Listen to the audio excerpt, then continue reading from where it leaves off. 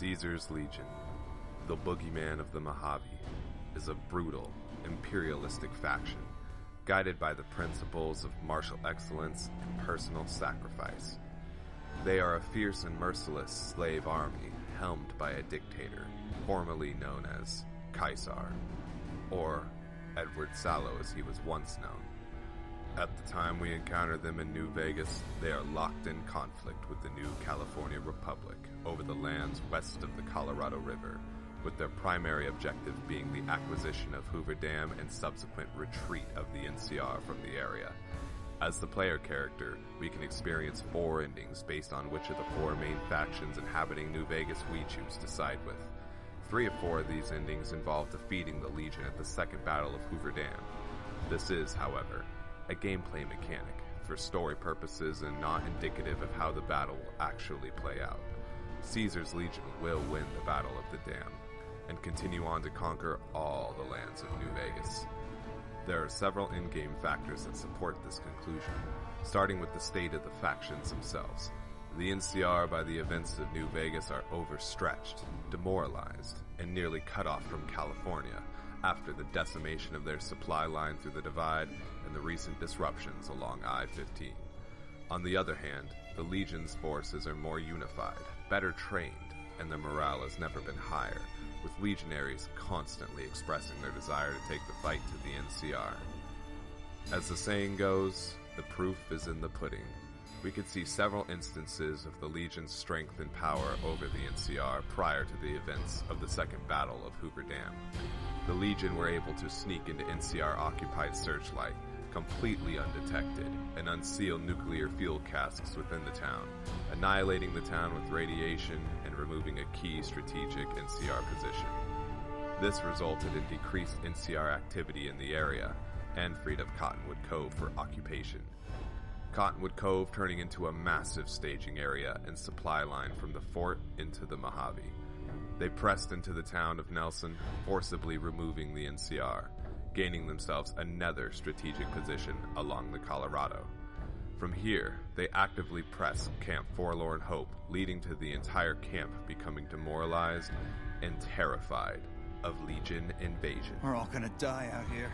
They're out there right now waiting for us. Waiting to kill us. We're all fucked. My problem is we're all going to die. We're out of food, we're out of men, and we're out of time. The Legion is right outside waiting to kill us all. Today, tomorrow, it doesn't matter. We're all going to die here. So why don't you just leave me alone? You kidding me, man? How are things? We're all fucked up, that's how things are. Everyone is either starving or dying out here, left out to dry by the rest of the NCR. Fuck this place. I'd rather be anywhere else but here.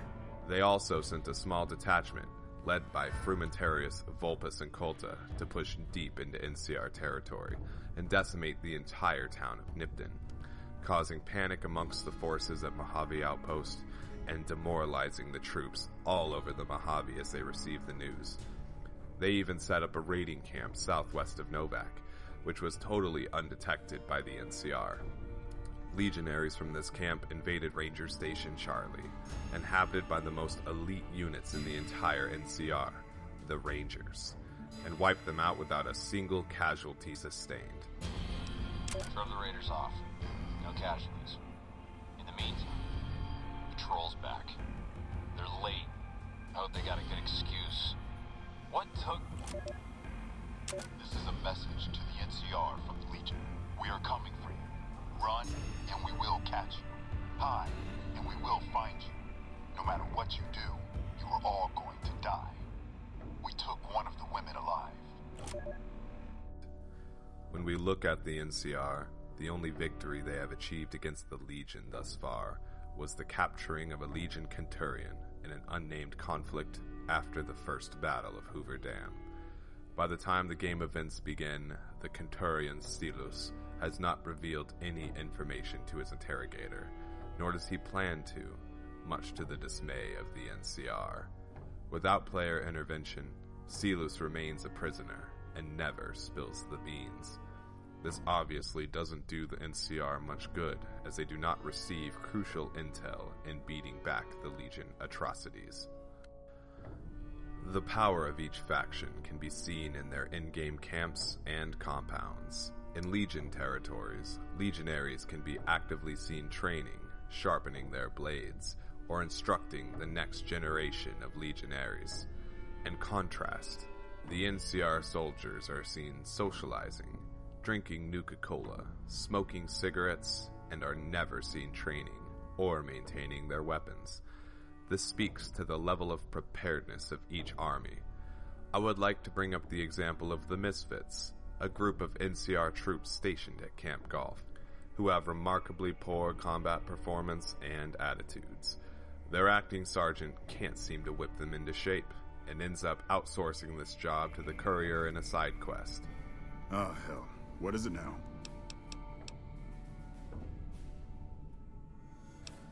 I've been here since the first push into Vegas. Back in the day, this camp was the hotspot for conflicts with the Legion, Raider tribes, you name it. These days, I spend most of my time trying to beat a little discipline into the soldiers under my command. I've gotten soft with no action. Mostly drill the troops, try to keep the discipline up and combat readiness high. It's not the easiest job in the world. Soldiers without a mission get bored very easily. Still, with the Legion just across the river, we have to be ready. Disappointed. We call them the Misfits for a reason. They're undisciplined, lazy, and they have absolutely no esprit de corps. The squad leader's got some promise, a kid named Mags. But as for the rest, I don't see much hope. I'm going to make them shape up if it kills me, though. Or them, for that matter. You're welcome to try. Hell, maybe they'll listen to somebody they don't see as an authority figure. Yeah, whatever. Examples such as this are not seen in the Legion, as legionaries must either perform or they will die. It should also be noted in the case of the Misfits that the techniques taught to them are remarkably simple and should be basics for any soldier, such as how to breathe when firing and how to cluster grenades properly. Although it's clear and evident that the soldiers of the Legion have vastly superior discipline and martial prowess, strength of the individual is not the deciding factor in war. When it comes to the Second Battle of Hoover Dam, the strategy of each faction must be analyzed, as even the strongest army will fail if its strategy is not effective. This is showcased extremely well during the First Battle of Hoover Dam. The Legion army was led by the Malpais legate, Joshua Graham, its first commander.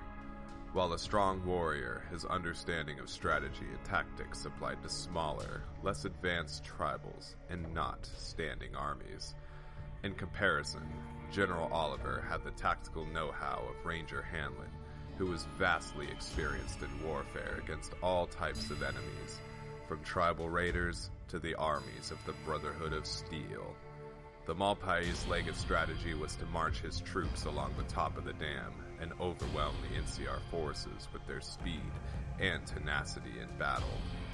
Hanlon crippled this approach by ordering his sharpshooters to take out Legion commanders in the back row, causing confusion amongst the Legion ranks due to a sudden lack of battlefield leadership.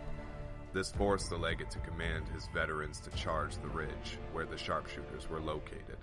The NCR troops would fall to the side, allowing the veterans to charge into nearby Boulder City, which was rigged to blow with C4 and dynamite.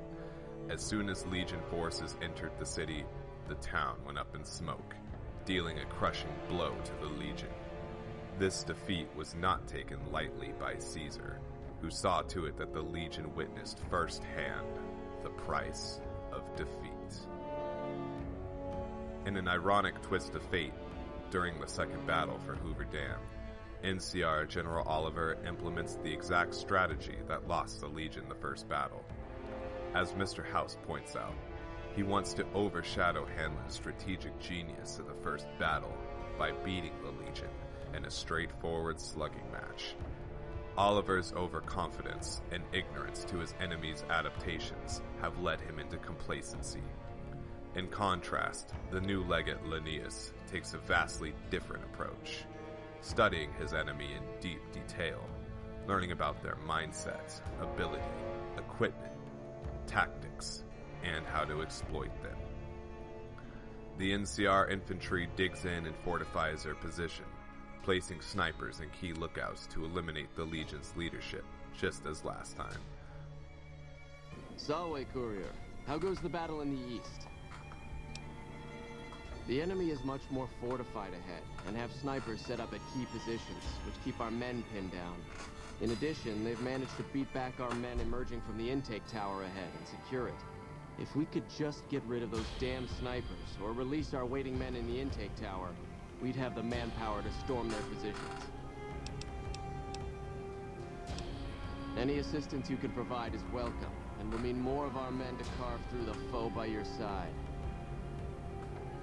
However, they overlooked a vital component of their position, the dam's intake tunnels. During an NCR run, you have the option to kill all the legionaries in the intake tunnels by activating them. However, it appears that the military isn't aware of their presence there, and only a single engineer knows about these tunnels. These intake tunnels allow the Legion to find their way into the dam's interior, surpassing the front line and surprising the NCR from their rear flank, completely disrupting any chances of reinforcing the dam top. During a Legion run, the player can even open these tunnels to allow for legionaries to reinforce the dam top, allocating enough manpower to totally overrun the snipers' nests and bypass their frontline fortifications. Ah, the outsider who gained our master's favor. You prove yourself as cunning as the rumors report. My men await in the tunnel below. I'm to divide them between the dam top and the tunnels that lead to the western power plant.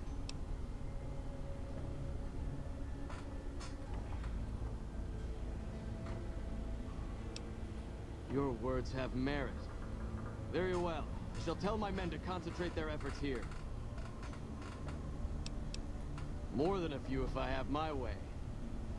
Let's take another look at a prime example of a change in tactics. The Legion forces are now arranged in fire teams, rather than arranging troops in a traditional battle line formation, with the least experienced soldiers in the front, while the most experienced are in the back. Each fire team is comprised of all ranks and led by a senior officer, such as a Centurion. This allows for each fire team to maintain combat effectiveness in the event a senior officer is dispatched and can no longer issue commands, due to most of the squad being experienced soldiers. It's important to note that during the Second Battle of Hoover Dam, several other areas of the Mojave come under fire from Legion forces and auxiliaries. The Great Khans attack NCR's rear flank at the dam top, preventing any reinforcements coming through nearby Boulder City or Ranger Station Alpha. Camp Forlorn Hope is completely overrun by the Legion and likely killed to the last man.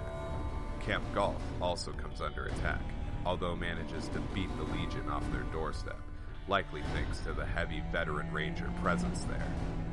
Both of these locations are meant to reinforce the dam with troops and supplies. However, the attacks completely cut off their ability to reinforce during the battle itself. Camp McCarran gets assaulted by the Fiends. The monorail is destroyed, preventing the camp from resupplying the Strip. The Strip is attacked by the Omertas and the Brotherhood of Steel, or the Legion, if the Brotherhood was wiped out, takes over Helios 1. This all leads to the final room, General Oliver's compound. The player can see when entering the compound that many legionaries have fallen shortly after entering, speaking to its dangers and effectiveness. However, while it's massively fortified and booby-trapped to the teeth, it would only be a matter of time before the Legion reached Oliver. By nature, the Legion accomplishes its tasks at all costs, including that of human life, and would send wave after wave of troops in here until nothing and no one stood between Linnaeus and Oliver. I am confident that the Legion would have troops to spare as well. There is no evidence suggesting that they would achieve an empiric victory, and based on their strategy, they would likely take the dam with minimal loss of life. It's likely that a significant amount of their casualties would come from clearing Oliver's compound and battling against his personal guard of armored heavy troopers in this small space. But as Oliver does not retreat from here, despite having the means, the battle would end with him decorating a cross. Suffice it to say, a Legion victory is assured, especially in the case they elicit assistance from the Boomers, the Enclave, fix their artillery weapon, and destroy the Securitrons under the fort.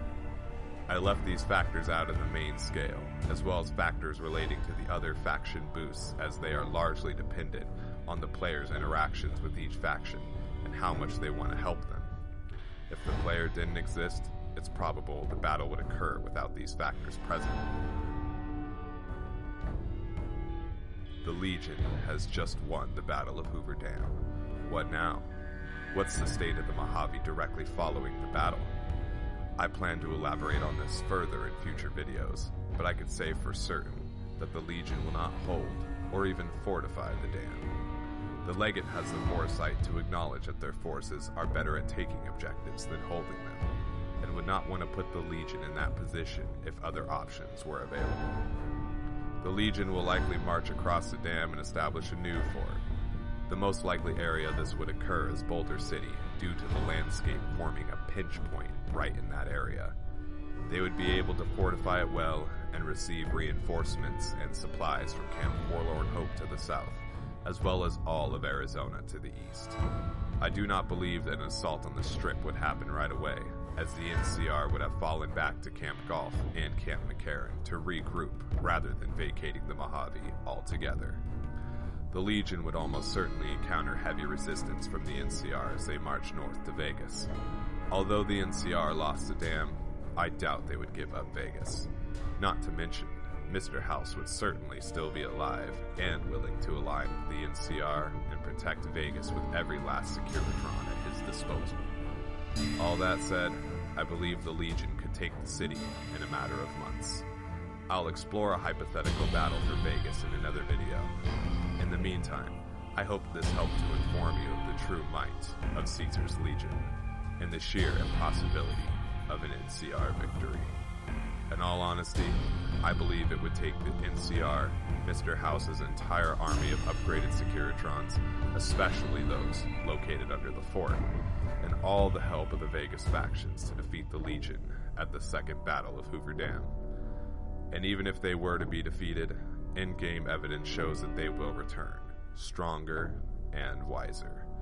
It's only a matter of time before the entire Mojave falls under the banner of the Bull.